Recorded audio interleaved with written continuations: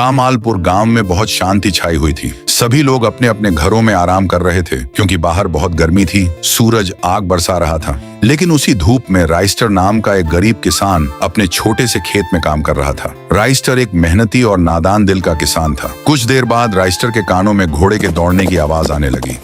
Raistar रुक गया। उसने चारों ओर देखा, लेकिन कोसों दूर तक कोई भी नहीं दिख रहा था। राइस्टर ने इसे अपना वहम समझकर फिर से काम पर लग गया। तभी वहां सफेद रंग का बहुत ही खूबसूरत घोड़ा राइस्टर की तरफ दौड़कर आ रहा था। राइस्टर हैरानी से उस घोड़े की तरफ देखने लगा।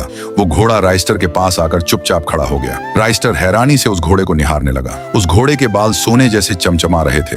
ऐसा लग रहा था कि वो कोई राजा महाराजा का घोड़ा है। उस घोड़े की खूबसूरती देखकर राइस्टर दंग रह गया। अरे बाबा रे बाबा, ये तो बहुत ही खूबसूरत घोड़ा लग रहा है। मैंने अपनी पूरी जिंदगी में ऐसा घोड़ा कभी नहीं देखा। राइस्टर ने अच्छे से सहलाया और उस घोड़े को बहुत सारा पानी भी पिलाया, लेकिन राइस्टर को कुछ अजीब लग रहा था। उसने सोचा, इतना खूबसूरत घोड़ा ऐसे ही गांव में घूम रहा है और इसे किसी ने पकड़ा क्यों नहीं? मुझे इस घोड़े को सही सलामत रखना होगा। क्या पता ये मासूम घोड़ा किसी बड़े आदमी का हो और वो बेचारा इसे ढूंढ रहा हो। राइस्टर उस घोड़े के ऊपर बैठकर अपने घर जाने लगा। अपने घर पहुंचकर राइस्टर ने उस घोड़े को घर के पीछे वाले आंगन में खड़ा कर दिया ताकि कोई उसे देख न पाए। फिर राइस्टर भी अपने घर के अंदर जाकर आराम से सो गया। शाम हो गई। राइस्टर के घर के बाहर वहां के सबसे बड़े गुंडे चिल्लर दादा की गाड़ी आकर रुकी। उसमें से चिल्लर दादा उतरा। उसके हाथ में बंदूक भी थी। वो जोर जोर से राइस्टर को आवाज लगाने लगा।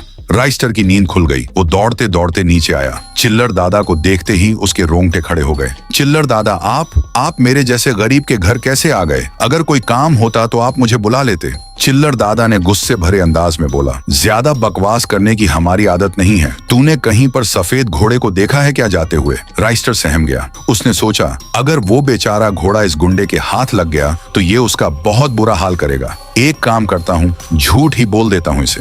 राइस्टर ने बोला, नहीं दादा, मैंने तो अपनी जिंदगी में घोड़ा देखा ही नहीं है। मैं ठहरा गरीब लाचार इंसान, भला मैं घोड़े जैसे जानवर को कैसे देख सकता हूँ? चिल्लर दादा को राइस्टर पर शक हो गया। उसने बोला, देख, सही सही बता दे, पूरे 5 लाख रुपए दूंगा तुझे। राइस्टर को झटका लगा। अरे बाप रे, 5 लाख रुपए बस उस घोड़े के लिए? लेकिन नहीं, अगर ये मासूम घोड़ा चिल्लर दादा जैसे पापी इंसान के हाथों में मैं दे दूं तो मुझसे बड़ा पापी इंसान कोई नहीं होगा। राइस्टर ने साफ मना कर दिया कि उसने घोड़ा नहीं देखा है। चिल्लर दादा शक भरी निगाहों से गाड़ी पर बैठकर चला गया। राइस्टर उस सफेद घोड़े के पास जाकर हैरानी से सोचने लगा, आखिर एक मामूली से घोड़े के लिए चिल्लर दादा 5 लाख रुपए क्यों देगा? जरूर इस घोड़े में कुछ तो बात है। इधर चिल्लर दादा अपने अड्डे पर पहुंचकर अपने एक खास आदमी को बोला, सुन रे कालुआ, कामालपुर गांव में राइस्टर नाम का जो एक किसान है उस पर अच्छे से नजर रखना, क्योंकि मुझे शक है जिस घोड़े की तलाश में हम लोग घूम रहे हैं उस घोड़े को राइस्टर ने देखा है, या तो वो घोड़ा राइस्टर के पास ही है, क्योंकि जब मैं राइस्टर से घोड़े के बारे में पूछ रहा था तब उसके चेहरे पर डर दिख रहा था। मतलब कि वो कुछ न कुछ जरूर छुपा रहा है। उसका आदमी बोला, ठीक है दादा, मैं अभी से ही काम शुरू कर देता हूँ, आप टेंशन मत लो। बहुत दिन बीत गए। राइस्टर उस सफेद घोड़े की हिफाजत करता और पूरे दिन उससे बातें करता। उन दोनों के बीच अच्छी दोस्ती हो गई थी। ऐसा लग रहा था कि वो घोड़ा राइस्टर से मिलने के लिए ही उस दिन भागता हुआ उसके खेत में आया था। एक दिन की बात है, राइस्टर जल्दी जल्दी अपना खेत का काम खत्म करके घर लौटा। वो बहुत थक चुका था। उसने अपने टूटे हुए टीवी में न्यूज चैनल लगाया। तभी जो हुआ उसे देखने के बाद राइस्टर की आंखें फटी की फटी रह गईं। न्यूज चैनल पर बोला जा रहा था, सावधान, दुनिया का सबसे कीमती और खूबसूरत घोड़ा कहीं खो गया है जिसका नाम कोहिनूर है। उस घोड़े की कीमत 50 करोड़ रुपए है और ये रहा उस घोड़े का फोटो। अगर कोई आदमी इस घोड़े को सरकार तक पहुंचाएगा तो उसे 1 करोड़ रुपए इनाम मिलेगा, क्योंकि ये घोड़ा बरमूडा देश की शान है। राइस्टर हैरान हो गया, क्योंकि फोटो में जो घोड़ा दिखाया जा रहा था वो वही घोड़ा था जो उसे खेत में मिला था। राइस्टर ने सोचा, मतलब कि ये घोड़ा सच में बहुत कीमती है, इसलिए तो चिल्लर दादा उस घोड़े के लिए 5 लाख रुपए देने को तैयार था। राइस्टर कोहिनूर के पास गया और बोला, मुझे मन तो नहीं कर रहा है, लेकिन तुम्हें सरकार के हवाले करना होगा, क्योंकि तुम मेरे पास सुरक्षित नहीं हो। राइस्टर ने पास वाले पुलिस स्टेशन में कॉल किया और बोला,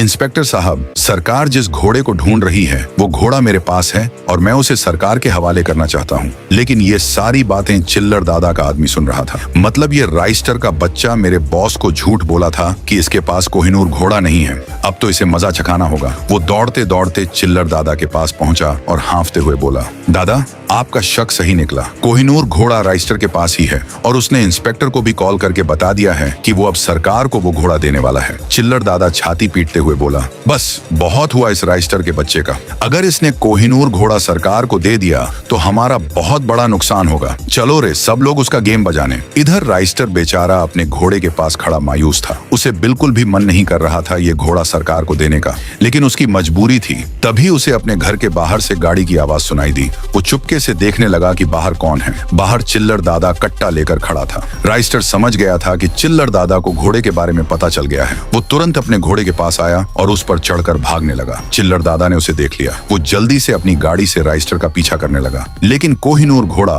पूरी तेजी से वहां से निकल गया। रात हो गई। कोहिनूर और राइस्टर एक बहुत बड़े पहाड़ पर आकर रुके। राइस्टर ने बोला, तुमने खुद की और मेरी जान बचा ली है। अब मैं कल ही तुम्हें सरकार के हवाले कर दूंगा, क्योंकि तुम पर बहुत खतरा मंडरा रहा है। कोहिनूर ने भी सिर हिलाकर उसकी बात मान ली। अगले दिन किसी तरह राइस्टर ने कोहिनूर को सरकार के हवाले कर दिया और राइस्टर को 1 करोड़ रुपए का इनाम भी मिला। लेकिन राइस्टर अब भी खुश नहीं था, क्योंकि उसका दोस्त उससे दूर हो रहा था। राइस्टर को पैसा तो मिल गया था, लेकिन कोहिनूर जैसा दोस्त उसके हाथों से चला गया। आज भी राइस्टर हमेशा कोहिनूर को याद करता है और बहुत दुखी होता है।